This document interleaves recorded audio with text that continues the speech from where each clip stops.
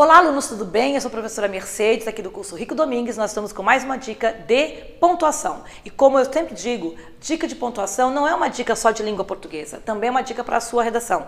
Prof, quando é que eu vou usar vírgula antes do que? Vive me perguntando isso, tá? Bom, vamos pensar. O que, se ele for um pronome relativo?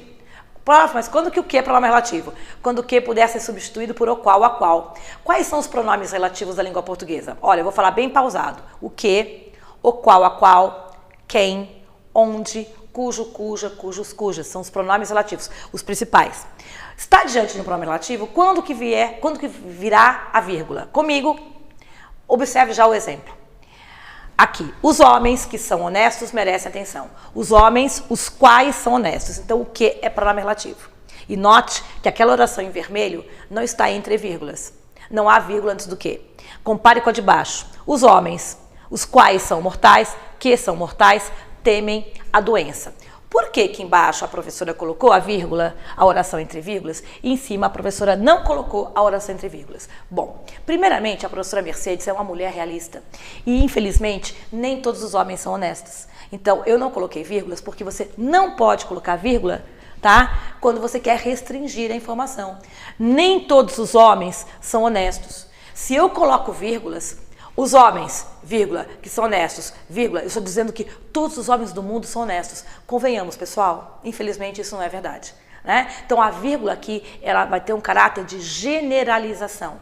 Compare com a de baixo. Os homens que são mortais, infelizmente, todos são mortais. Não existe os imortais. Ah, vai para os quadrinhos, vai para outro mundo, você teria, mas não na realidade. Então, como todos são mortais, para todo homem, todo X é homem, é mortal, né? Então você tem aqui uma generalização, uma leitura ampla, tá? E você deve colocar entre vírgulas porque você está explicando o termo anterior.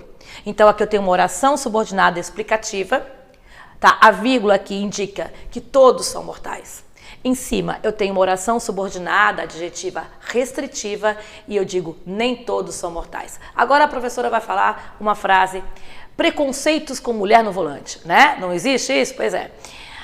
A mulher ou as mulheres que dirigem mal, se você colocar vírgula, você está dizendo que todas dirigem mal. E você vai generalizar. A mulher que dirige mal sem vírgula, ou as mulheres que dirigem mal sem vírgula, você não está sendo preconceituoso nem generalizante. Você está dizendo, o que é óbvio, que há mulheres que dirigem mal e outras não. Então, vocês estão vendo o alcance dessa vírgula? Essa vírgula, na verdade, muda sentido. Se você colocar a vírgula antes do pronome relativo, a leitura será explicativa. E se você não colocar vírgula antes do pronome relativo, a leitura será restritiva.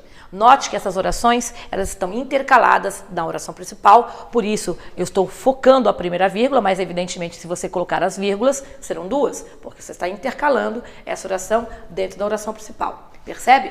Então, são orações, tá? A oração de cima, adjetiva restritiva, tem até um valor de adjunto adnominal em relação à oração principal, e a de baixo tem um valor de aposto. Essa oração adjetiva explicativa, ela tem um valor de aposto em relação à oração principal.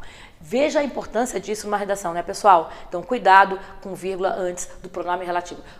E antes de qualquer pronome relativo. Eu coloquei o que aqui como exemplo porque ele é o mais usado. Ok? Gostou da dica? Curte então e aguarde nossas próximas. Até mais!